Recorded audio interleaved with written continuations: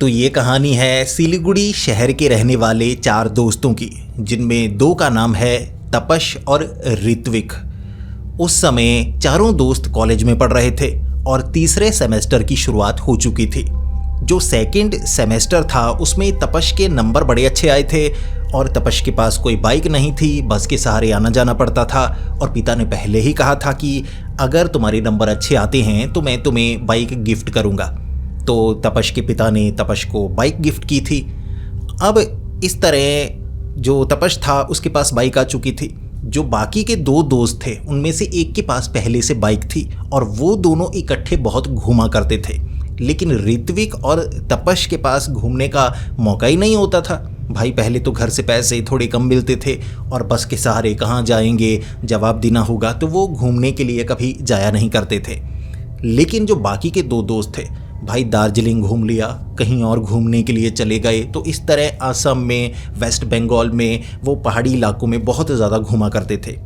अब तपश के पास बाइक आ चुकी थी और 3rd सेमेस्टर की शुरुआत हो चुकी, कुछ छुट्टियां थीं, तो सबने मिलकर प्लान बनाया कि अब तो 2 बाइक हो गई हैं। पहले 1 बाइक हुआ करती थी, तो सिर्फ 2 ही जन जा सकते हैं एक बाइक पर घूमने के लिए, इसीलिए तपश और ऋत्विक को वो लेकर नहीं जाते थे। तो अब 2 बाइक हो गई, चारों घूम सकते हैं। तो वो जो 2 दोस्त थे वो थोड़े पैसे वाले थे, तो उन्होंने कह दिया कि रहने का इंतज़ाम हम कर देंगे, 3-4 छुट्टियां हैं, तुम बाइक में तेल डलवा लो और इकट्ठे हम निकलते हैं, घूमते हैं, फिरते हैं, बड़ा मज़ा करेंगे। यार जो दार्जिलिंग है वहाँ घूमने में मज़ा ही बहुत आता है, और ख़ास तौर पर अगर हम बाइक से जाएं। तो इन्होंने घर में पूछ लिया और तपश के पिता ने कह दिया, ख्याल रखना पहली बार इतनी दूर जा रहे हो, माना बाइक अच्छे से चलानी आती है लेकिन धीमे चलाना। तपश ने कहा, जी बिल्कुल पिताजी, देखो मेरे ये दोस्त हैं, भरोसा करो। तो इस तरह जो चारों दोस्त थे वो दार्जिलिंग की तरफ निकले थे। अब दार्जिलिंग में 3-4 दिन रहेंगे और वो जो 2 दोस्त थे ना वो अलग अलग जगह रहा करते थे, यानी कि कोई हॉस्टल एक जगह कर लेते, एक रात वहाँ गुजारते, कहीं और जाते वहाँ रहते, कहीं और जाते वहाँ रहते। इस तरह घूमना उन्हें ज़्यादा पसंद था। ऐसा नहीं किसी एक जगह जाकर वहीं पर बैठे रहो, एक ही जगह घूमते रहो, उन्हें ज़्यादा जगह एक्सप्लोर करना पसंद था। तो दार्जिलिंग में पहला दिन उनका बड़ा अच्छा निकला था, तो रात तक वो घूमते रहे।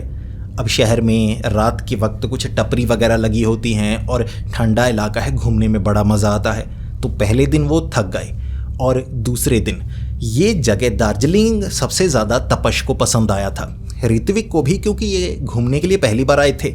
लेकिन वो 2 दोस्त कहने लगे कि यार यहाँ तो बहुत बार आ चुके हैं, अब किसी नई जगह चलते हैं। अब तपश और ऋत्विक कह रहे थे कि भाई रुको ना यार, यहाँ सबसे ज़्यादा मज़ा आ रहा है, 2-3 दिन तो यहाँ रहेंगे। तो दोस्तों ने कहा, यार हम रहने नहीं आए, हम घूमने आए हैं, बाइक से घूमेंगे। अरे तुम्हें खरसोंग दिखाते हैं, वहाँ बड़ा मज़ा आता है, दार्जिलिंग में उतना मज़ा नहीं आता। तो इन्हें लगा कि हाँ वो जगह ज़्यादा अच्छी होगी, तो वहाँ चलते हैं। इसके बाद सुबह सुबह ये बाइक लेकर खरसोंग की तरफ निकले। अब वहाँ जाकर इन्होंने देखा कि ये जो खरसोंग का इलाका है, ये पहाड़ी इलाका अलग तरह का है, खूबसूरत है। यहाँ भीड़ थोड़ी कम होती है क्योंकि दार्जिलिंग में ज़्यादा टूरिस्ट आते हैं, यहाँ थोड़े कम टूरिस्ट आते हैं। ये एक छोटा शहर आप कह सकते हैं। तो यहाँ जो एक दोस्त था उसने हॉस्टल का इंतज़ाम कर लिया कि चारों किसी एक कमरे में रह लेंगे, खर्च बहुत कम होगा, रहने का इंतज़ाम हो गया। चलो अब घूमते हैं। अब सुबह 11-12 बजे इन्होंने घूमना शुरू कर दिया। देखने लगे कि ये स्कूल है भाई लड़कों वाला, ये बड़ा मशहूर है, इसे हॉन्टेड कहते हैं, ये अच्छी जगह है, वो अच्छी जगह है। ऐसे घूमते घूमते दोपहर के 3-3:30 बजे का वक्त हो गया था। अब बादल घिराए थे और एक जो दोस्त था वो कहने लगा, यार डो हिल चलते हैं। दूसरा कहने लगा, अरे यार हाइकिंग मुझे पसंद नहीं। लेकिन फिर ऋत्विक ने कहा, यार हाइकिंग मुझे बहुत पसंद है। भाई देखो, बाइक में घूमने का मज़ा तो आता है, लेकिन हर वक्त बाइक पर बैठकर घूमेंगे तो उतना मज़ा नहीं आएगा। हाइकिंग करते हैं, मस्ती करते हुए चलेंगे, कुछ खाने के लिए ले लेंगे, बातें करेंगे, पेड़ों के बीच बैठेंगे। लेकिन जो तपश था वो कहने लगा कि भाई बारिश वाला मौसम हुआ पड़ा है, बादल घिराए हैं, देखो थोड़ा थोड़ा अंधेरा सा हो जाएगा, वहाँ जंगली से इलाके में मज़ा आएगा। तो एक दोस्त ने कह दिया कि हाँ यार वहाँ सब कुछ होता है, टपरी वगैरह लगी होती है, ज़्यादा परेशानी वाली बात नहीं है। तो इस तरह ये डो हिल की तरफ निकले। बाइक इन्होंने पहले ही लगा दी। तो ये एक पहाड़ी इलाका है, कई जगह रिस्ट्रिक्टेड एरिया है, तो कई जगह हाइकिंग के लिए आप कभी भी जा सकते हैं। तो इन्होंने उस एरिया का चुनाव किया जहां हम घूमेंगे, वैसे ही ऐसी जगह जाएंगे जहां कोई नज़र ना आए।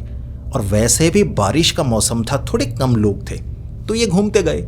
थोड़ी थोड़ी बूंदाबांदी होने लगी तो जो घूम रहे थे वो भी वापस लौट चुके थे।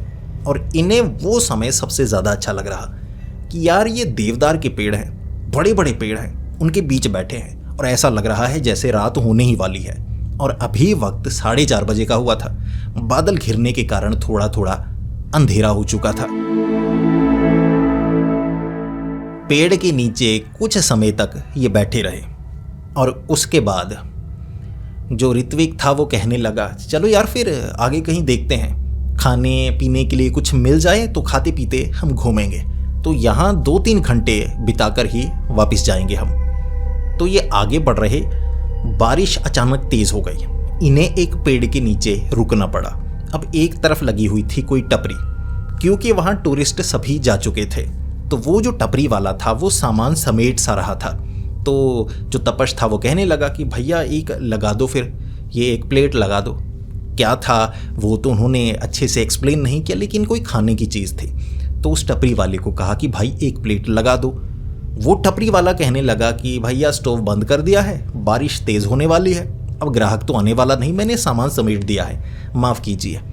तो इस तरह उसने सामान समेटा और इन्होंने पूछा कि आगे जाने वाला रास्ता कौन सा है। एक तो बूंदाबांदी हो रही है, थोड़ी थोड़ी जैसे बादल धुंध घिराए हैं, तो आप बताइए आगे जाने का रास्ता ये वाला है या ये वाला है।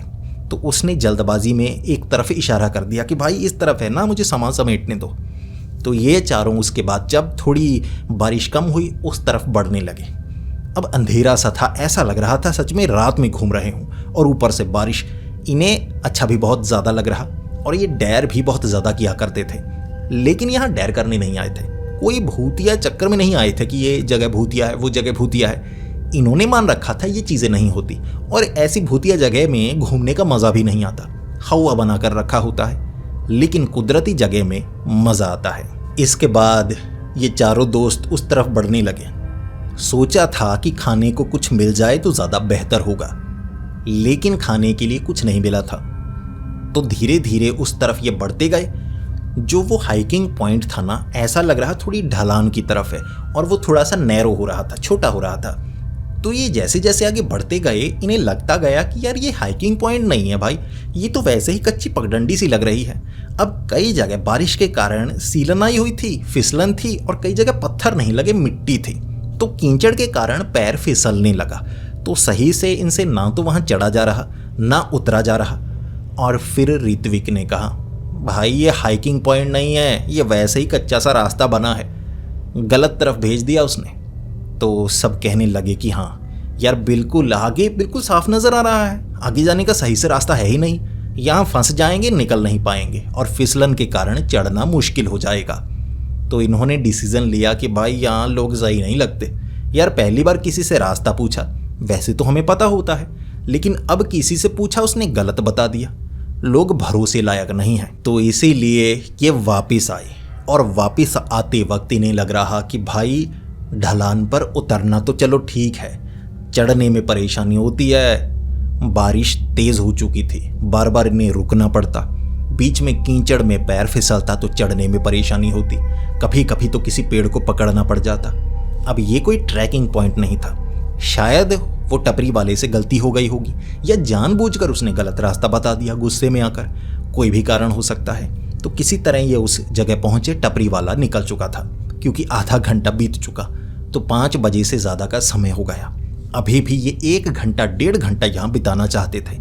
ऐसा नहीं कि यहाँ से वापस चले जाएंगे कि कीचड़ से जूते गंदे हो गए, नहीं, उसने इधर भेजा, भाई रास्ता इस तरफ है। तो ये दूसरी तरफ बढ़ने लगे। अब क्योंकि बादल घिरे थे तो अंधेरा हो चुका था, कुछ हद तक नजर आ रहा, क्योंकि समय तो कम था, जितने भी घने बादल हों कुछ हद तक नजर आ रहा। तो ये वैसे ही बातें करते हुए मजाक करते हुए आगे बढ़ते गए।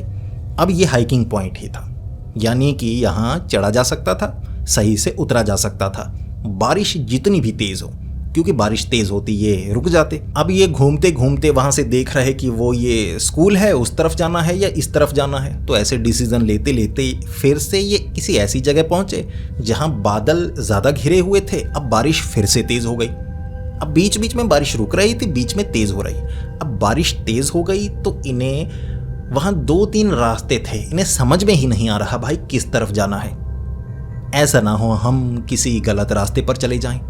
और बारिश तेज थी तो ये पेड़ के नीचे रुके हुए बच रहे कि भीगे ना यार, एक तो ठंडक बहुत ज़्यादा हो गई है, भीग जाएंगे तो बीमार हो जाएंगे। अब इतने समय से बच ही रहे हैं, बारिश तेज होती ये छिप जाते, बारिश रुकती ये चलने लगते। तो अब बारिश तेज थी, ये डिसीजन लेना चाहते थे किस तरफ जाएं। अब कोई मिल जाए जिससे पूछ लें ज़्यादा बेहतर होगा। तब उन्हें कोई स्कूल का बच्चा मिला, ये 8-10 साल का बच्चा होगा जिसने रेनकोट पहना हुआ था, बारिश से बचने के लिए रेनकोट पहना हुआ। तो रेनकोट पहने बैग उसकी पीठ पर होगा जो रेनकोट के अंदर ही होगा। तो इस तरह वो आगे बढ़ा आ रहा, ढका हुआ था खुद को पूरी तरह से। तो ये आगे से निकल रहा। ऋत्विक ने कहा यार इससे पूछते हैं, ये तो यहाँ स्कूल में पढ़ने वाला लगता है, ये सही बताएगा। तो जो तपश था उसने लड़की को आवाज़ लगाई, बेटा सुनना यार, नीचे उतरने वाला रास्ता कौन सा है, समझ में नहीं आ रहा, हम नए हैं, एक तो बारिश शुरू हो गई तो सही से पता नहीं चल पा रहा। उसने इशारा कर दिया, अंकल इस तरफ जाना। अब उसने जिस तरफ इशारा किया ने लगा वो रास्ता ठीक होगा। बारिश थोड़ी कम हुई, ये उस रास्ते पर बढ़ने लगे। भाई वो रास्ता उतार नहीं था, चढ़ाई थी, और चढ़ाई करते वक्त रास्ता एक जगह थोड़ा छोटा हो गया। अब ज़्यादा छोटा नहीं हुआ, इतना था हाइकिंग करने के लिए ही वो रास्ता बनाया गया, लेकिन झाड़ियाँ ज़्यादा होंगी दोनों तरफ तो रास्ता थोड़ा छोटा दिख रहा। तो ऋत्विक कहने लगा, यार मुझे लगता है फिर से उस लड़के ने मजाक किया है हमारे साथ, यहाँ के लोग सही नहीं हैं, गलत बताते हैं, अगर हम इस रास्ते पर जाएंगे तो मुश्किल में पड़ सकते हैं। तो चारों दोस्त आपस में डिसीजन लेने लगे, क्या हमें इस तरफ जाना चाहिए, क्या ये सही होगा या नहीं होगा। तो सबने कहा कि नहीं, हमें इस तरफ नहीं जाना चाहिए क्योंकि ढलान आ रही है, पक्की बात है यहाँ आगे फिसलन बहुत ज़्यादा हो जाएगी, और वैसे भी अब अंधेरा होने वाला है, अगर अब भटके ना फिर रास्ता ढूंढने में और ज़्यादा परेशानी होगी, क्योंकि फिर दिखेगा कुछ नहीं, फिर तो ये हाइकिंग पॉइंट है या कोई पगडंडी है ये पता नहीं चलेगा, और फिसल कर कहीं भाई खाई में ना गिर जाएं। तो अब हमें वापस जाना चाहिए, दूसरे रास्ते से निकल कर देखते हैं। तो जहाँ वो बच्चा मिला था वहाँ 2-3 रास्ते थे, ये वापस आए उस जगह से, उसी जगह इन्होंने देखना चाहा कोई है या नहीं जहाँ पेड़ के नीचे ये रुके थे। अब इन्हें अंदाज़ा था कि इस तरफ जाना है तो ये वाला रास्ता होगा, तो इन्होंने वो रास्ता चुन लिया। इन्हें था कि वो बच्चे ने हमें गलत रास्ते पर डाला है, और वो जो बच्चा था ना वो तो इसी रास्ते पर जा रहा था, यानी खुद इस रास्ते पर जा रहा, वापस जा रहा होगा, हमें जानबूझकर गलत रास्ते पर भेज दिया। यार बच्चे भी मजाक करते हैं, लेकिन इन्होंने एक बार भी नहीं सोचा कि उस बच्चे ने इन्हें इस तरफ जाने को क्यों कहा, खुद उस तरफ क्यों गया। जवाब मिलने वाला था तो ये आगे बढ़ने लगे। अब ये तो एक चौड़ा रास्ता था, इन्हें पूरा यकीन था कि भाई ये रास्ता पक्की बात है वहीं पर जाता है, यहाँ से हम एग्जिट ले लेंगे। लेकिन ये जो रास्ता था ये स्कूल की तरफ जाने वाला रास्ता था। अब बीच में थोड़ा छोटा होता लेकिन साफ नज़र आ रहा कि आगे बिल्डिंग है। भाई धुंध थोड़ी थोड़ी थी तो इन्हें लग रहा कि बिल्डिंग है, इस तरफ से आगे रास्ते और भी कई सारे होंगे, इस तरफ से ही चले जाएंगे। जब ये उस स्कूल को दूर से देख रहे थे इन्हें वो बच्चा फिर से नजर आया।